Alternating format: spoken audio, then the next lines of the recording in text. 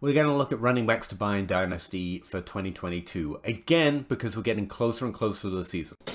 Do you have the time to listen to me grind?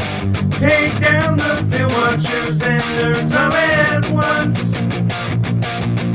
I am one of those, skeptical of status quo, lazy and to the bone, no doubt about it. The rookie draft signals are death spiral towards when points actually matter, and so running backs become important. I recommend you check out that earlier video because honestly those running backs are still relevant and I've still been trying to buy them, but it's from here on that I'm really trying to convert some of my value into actual points for 2022 that I think right now can be competitive for 2022, and if some turn out to be competitive that I wasn't expecting, I'll try it in season. Since no stat hits 50%, it's really interesting that we actually get over 50% of accuracy in terms of the top 12 running backs and also the top 12 wide receivers year over year. That's true in both Dynasty and Redraft ADP, but Redraft ADP kind of kicks Dynasty ADP's butt when it comes to projecting points, for obvious reasons. Those drafting in a redraft league or a best ball league or a league where money's on the table just for 2022 points have a lot more invested and a lot more incentive to get who is gonna score points right correctly, whereas with Dynasty ADP, as we've talked about before, we're also trying to project value, and so when we're looking at who increases and decreases in value year over year, Dynasty drafters actually do fairly well through the first two rounds. Over 50% of picks made increase or maintain the same value year after year since 2014. In a similar way, Redraft ADP accurately projects over 50% of who's going to finish in the top 12 at running back. It's just really interesting, with all the stats flying around and very few of them without a lot of effort and process going into it, actually hitting are above 50%, getting to that 54% number in accuracy and projections, for example. But if we just use, not your friend's opinion, not my opinion, not your opinion, we just go ahead and take everyone's opinion and throw into something that Tanho over there at DLF called Wisdom of the Crowd projections a few years ago, we can actually get pretty accurate ADP with doing a lot less work, or pretty accurate projections without doing a lot less work. But we can actually take it a step further. If you've not heard of a man called Adam Parstead on Twitter and also at the Football Guys, I definitely recommend you check him out. But something that he's been talking about for a while now is how redraft ADP continues to prize edges in Dynasty. I've always struggled to find how to use that because a consistent source of redraft ADP is somewhat hard to come by and hook up to my ID system. I have been using FF Calculator for a while now, but it just doesn't do it for me, especially the fact that it doesn't update till well past the time I actually want to use it. It's much like DLF ADP. It works on a monthly basis, and I want something a lot more consistent. So what I've actually done is I've gone and started downloading Underdog's ADP, which updates much more regularly, and since it's a best ball site, it's much more invested in the following year points projections, and so I'm using it as a synonym for a redraft ADP where money is on the line, even if it's $2 or $3 at the time, and people are specifically trying to project points, even if it's on a best ball basis, for 2022. So there are some kinks to it, but I think it's a much more relevant or much more accurate way to think about what people are projecting through an ADP type source. So who sticks out at running back? Interestingly enough, at least two of the names that I highlighted earlier, and I'm still interested in all those ones on that earlier video, are still on the list. But if we're just talking about the top of the fold, running backs projected in the top 12 are very close to it. There's actually some interesting names. Derrick Henry, who's currently being drafted per DLF ADP, so Dynasty ADP in the third round, is actually still projected as a top 5 running back by Underdog ADP. Now that's a 2-round difference, so if you're doing a Dynasty startup, you can draft 2 of those fancy young wide receivers before finally taking a swipe at a top 5 running back, who is as likely to be a top 5 running back based on redraft ADP as, you know, whoever's drafted in the third round is to maintain or increase value at the wide receiver position once we take both of their averages since 2014 till now into account. But if we just assume that redraft drafters are not trying to con us by secretly drafting Derrick Henry as the average running back 5 and actually accept that they know points as well as Dynasty players know value, and we both probably know something about the other thing as well, but there you go, then we can accept that Derrick Henry likely projection is probably a top 5 running back and we're getting him at a 2-round discount. I think that makes him a really interesting running back buy, but it's at the high end. If you're not doing a startup, it's very difficult to pay up for running backs at that level, which is why he wasn't on my list earlier in the offseason because I normally don't have that much value to shift around and get some safety in future picks or a younger wide receiver back in the deal. That's why Dalvin Cook, who also has that same thing, but not so much of a difference. For example, in Dynasty, Derrick Henry's running back 15.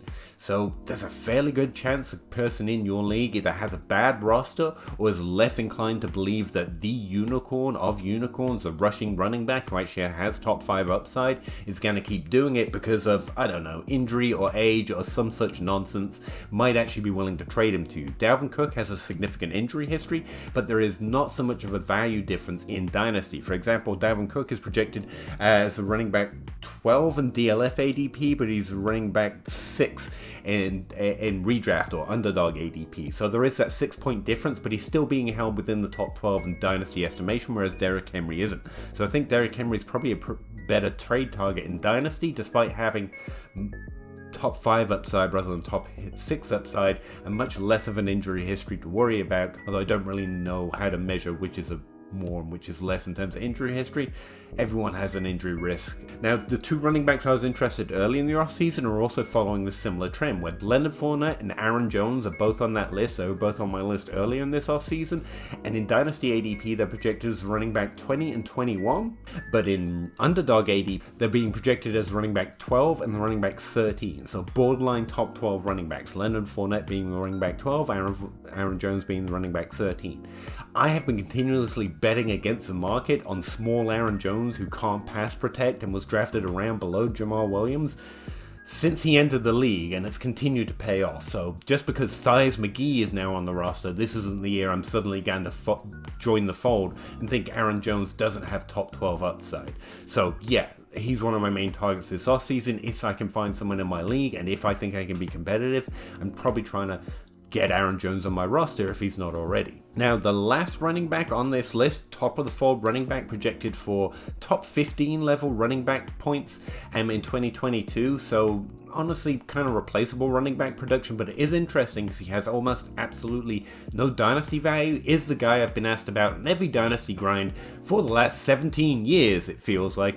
James Conner. He's being projected by DLF ADP to be the running back 26, so basically nothing. And Underdog ADP has him as a running back 15. I think that's kind of replaceable production because he's a top 24 running back, not a top 12 running back. But if you're looking for points and pure points, because if you draft like most dynasty analysts will tell you to draft, you have almost no running backs, and James Conner is somewhat interesting, at least as a volume bet. There's one last guy being projected by redraft ADP per Underdog as a top 20 running back, who I think is somewhat disappointing to see him only as a top 20 running back in Underdog ADP. He's actually the running back 17 in Underdog ADP, and he's running back 24, so very much barely a top 24 running back in Dynasty, and that's Ezekiel Elliott. He's been drafted 7 positional spots below in Dynasty ADP, and so I think he makes that list. And I think he's somewhat more interesting than James Conner because we've seen the top 5 upside and the top 12 upside from him before,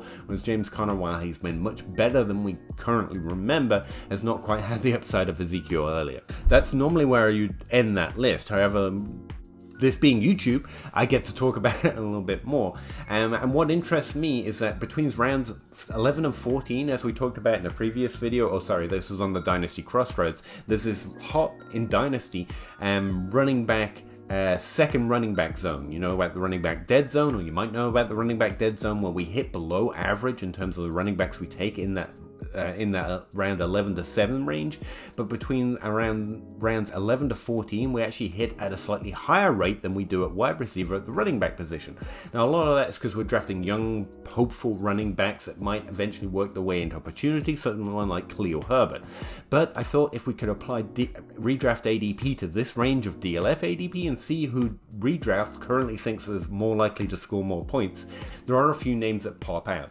Cordero Patterson, Melvin Gordon, Rashad Penny, Darrell Henderson, Alexander Madison, and also Ronald Jones are all much more likely to score more points than Dynasty ADP currently projects them to score in 2022. These are all depth running backs. I'm not suggesting any have top 5 upside, but in terms of usability, redrafters are telling us that we should probably like them more for 2022. And let me know if that's interesting to you. This is all coming from the projection model I'm building for the 2022 seasonal projections that we did a live stream about some time ago, depending on when this video drops, if it drops. And let me know what you think. Those projections are getting closer and closer to being done. I'm making notes on every player that I think has relevant, based on the projection, things to say about them, and I'm hoping to get them out to you very soon for Patreons. And no, that's it, just Patreons really, but I will be talking about it fairly regularly as my projections inform who my guys, or who the guys I want to target, not just running backs but in general, in 2022 are. So let me know what you think. Check out those projections when they drop, please, maybe, and also maybe that other video. Really appreciate it, and I'll see you next time. Thanks, bye. Hey, thanks for checking out another video. If you could like, subscribe, comment, that'd all be great. But also check out the rest of the channels and follow my Patreon link to see what I'm up to over there.